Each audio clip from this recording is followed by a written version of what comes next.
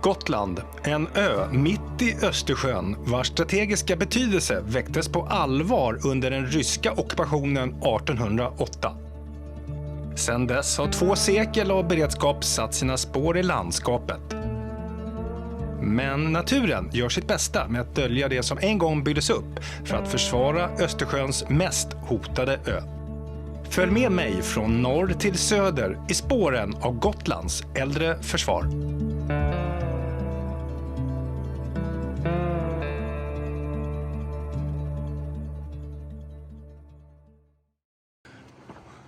Men de spår och objekt som vi tar upp i det här avsnittet är faktiskt bara ett axplock av de här militära lämningarna man kan stöta på här på Gotland.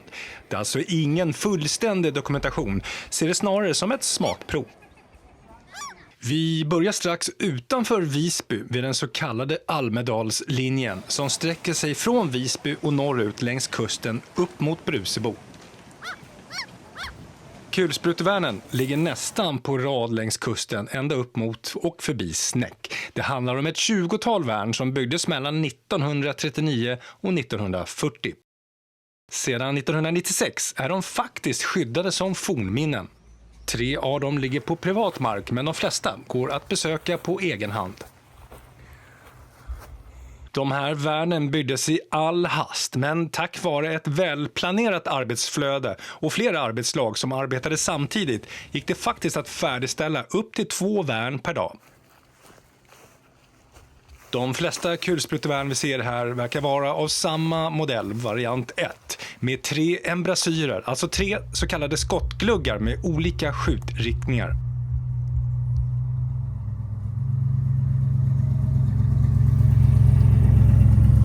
Av alla värn jag har sett på här är de flesta plomberade, men längre från Visby kan man faktiskt hitta värn där plåtarna nu börjar rosta sönder och man kan faktiskt ta en liten titt inuti. Kamouflage av värnen var ju såklart viktig och utfördes faktiskt på många olika sätt beroende på vilken terräng och materialtillgång för tillfället. Och här är det faktiskt extra trevligt att kunna se originalfärgen titta fram på en del av de här. Bestyckningen utgjordes antingen av 8 mm vattenkyld kulspruta eller en lättare 6,5 mm kulsprutegevär. Artilleriledningen, ja, den skedde från en höjd ovanför Visby stad, men mer om den strax. Ett kanonvärn ligger väl synligt vid strandpromenaden. Här fanns plats för antingen en 20 eller 37 mm pansarvärnskanon. Baksidan, ja, det står öppet idag men verkar användas som ett lager för närliggande verksamhet.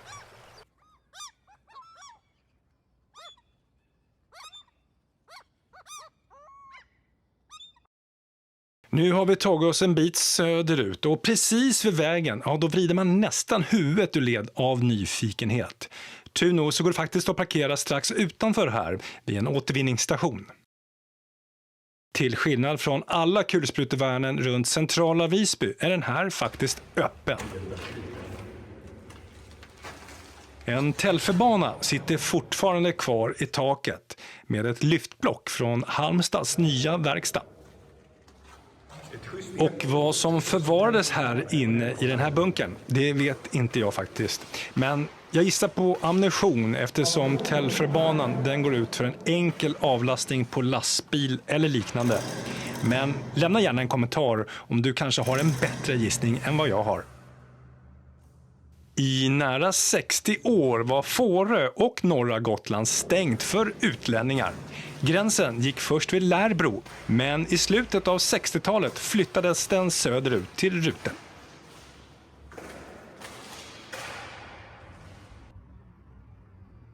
Här uppe på Galgberget ligger ett naturreservat med en makalös utsikt över havet och Visby.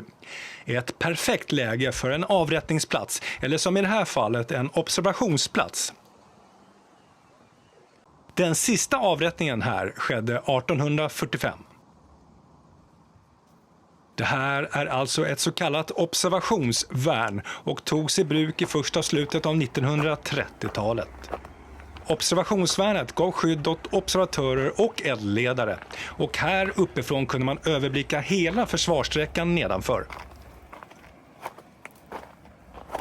Härifrån skedde eldledningen till kulsprutevärnen och kanonvärnen som var utplacerade nere vid havet, som vi spanade in i början av avsnittet. Här uppe fanns även ett antal öppna skyttevärn för soldaterna, som i princip är betongförstärkta gropar i marken. De var oftast placerade i närheten av värnlinjen, eller som i det här fallet uppe vid en observationsplats.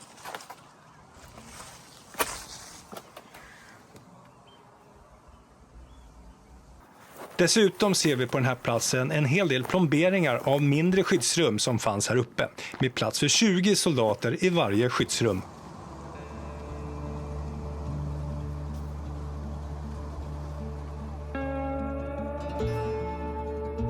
Historien upprepar sig. Miljarder pumpas åter in i Gotlands försvar, men den här gången sker förvandlingen i en helt ny verklighet. Det osänkbara hangarfartyget är inte längre enbart svenskt. Det är nu också NATOs ö.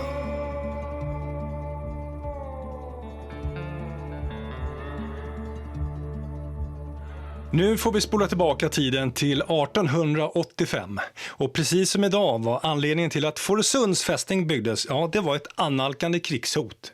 Men den här gången handlar det om den spända konflikten mellan England och Ryssland. Och Sverige, som så många gånger förr, behövde värna om sin neutralitet. Men som ni ser på platsen så verkar området bebott, men mer om det strax.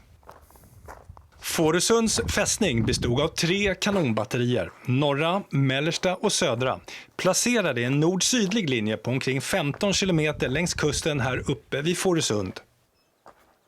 Det norra batteriet låg vid norra gattet, ungefär 10 kilometer norr om Fårösund. Och det mellersta batteriet som vi besöker idag ligger vid Skarvgrund, knappt 3 kilometer sydost om samhället. Och det södra batteriet ligger vid Buggenäs, bara 1 kilometer söder om det mellersta. I början av 1900-talet förstärktes det norra och mellersta batteriet med skyddsvallar och nya pjäser. Dessutom tillkom strålkastare, eller som man benämnde på den tiden, lysmaskiner. I början av 2000-talet kunde man läsa i inredningstidningar att här skulle man bygga om ett gammalt försvarsverk till ett coolt designhotell. Och 2004 stod hotellet klart. Men när jag var här under sommaren 2025, då var det faktiskt öde här. Och vad jag erfar kommer en ny ägare ta över verksamheten snart.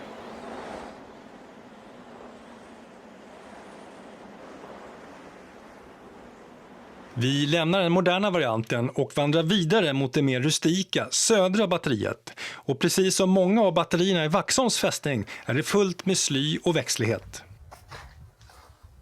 Batterierna bestyckades med 12 cm kanoner M73 och 17 cm kanoner M69. 12 cm kanonerna var framladdningskanoner medan 17 cm varianten var bakladdningskanon. 1891 satte man upp åskledare på platsen, bland annat på kruthuset och magasinet för miner. De här var levererade av Stockholms Bells telefonbolag. Batterivärnen som ni ser är vattenfyllda och väldigt fuktiga, och det var precis samma sak 1901 och man kunde inte använda de här som det var tänkt för att kunna förvara projektiler och krut. Fårösunds fästning avvecklades 1919 och blev ett statligt byggnadsminne 1935. Under andra världskriget fick delar av anläggningen nytt liv. Gamla konstruktioner togs i bruk igen. Man har även byggt en observationsplats med hastigt utförda betonggjutningar, också runt de äldre skyddsrummen som vi kan se här i filmen. Ståvärn har också byggts på ett flertal ställen runt området som är idag övertäckta med brädor. Och nu när vi har återvänt till beredskapstiden så fortsätter vi på den banan och tar oss nästan längst söderut på Gotland. För här reser sig Hoburgen, ett dramatiskt landskap av raukar, klippor och vinpinande klintar som störtar brant ner mot havet.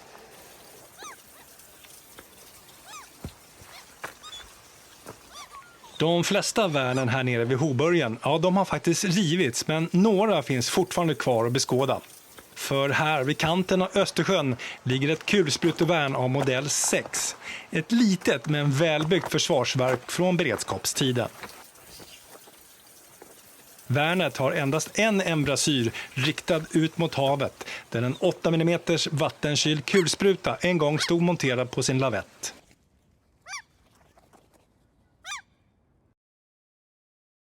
På norra Gotland, strax norr om byn Tingstäde, ligger en av Sveriges mest okända men ändå imponerande försvarsanläggningar. Tingstäde fästning. Precis som Vaxholms och Bodens fästning så består Tingstäde fästning av flera skansar och försvarsverk. Och vi ska ta en titt på den största, Skans 1. Tingstäde fästning omfattar ett område med cirka 6 kilometers omkrets. Den primära uppgiften var att försvara förråden här i Tingstäde där en stor mängd materiell fanns. Placeringen av fästningen valdes med omsorg för här fanns ett naturligt skydd i form av en sjö eller träsk på den ena sidan och större myrområde på den andra sidan. Hela fästningsområdet byggdes för att rymma en besättning på hela 5000 man. Förutom att skydda alla förråd här uppe så skulle man också hindra eller försvaga en invasion. Om ön skulle ockuperas skulle fästningen kunna försvaras upp till 30 dygn. 1914 var Skans 1 av Tingstäde fästning färdig. Här fanns plats för 300 man och underjordiska gångar och rum ligger skyddade under metertjock betong och en elektrisk strålkastare kunde dras runt hela området på en speciell räls. Fästningen var utrustad med 4 stycken 8,4 cm kanoner i vridbara kupoler och ett antal kulsprutetorn och ett periskop som kunde sänkas och höjas. Ytterligare 4 skansar tillkom samt en rad olika befästningsanläggningar. När andra världskriget var över hade fästningen redan blivit omodern. Artilleriutvecklingen gjorde fortet snabbt obsolet och sista skottet avfyrades 1962. Därefter tjänade fästningen som ett centralförråd för ammunition och livsmedel ända fram till 1994. För att förstå framtiden måste vi förstå vår historia. Försvaret har ju alltid formats av sina tids rädslor och hot. Och det som investeras och byggts i oro riskerar att snabbt bli föråldrat innan det ens används. Som alltid, tack för att du tittade.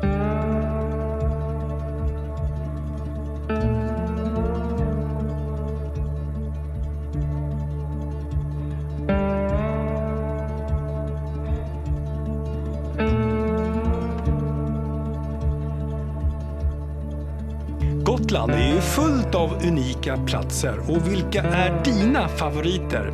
Dela gärna i kommentarerna.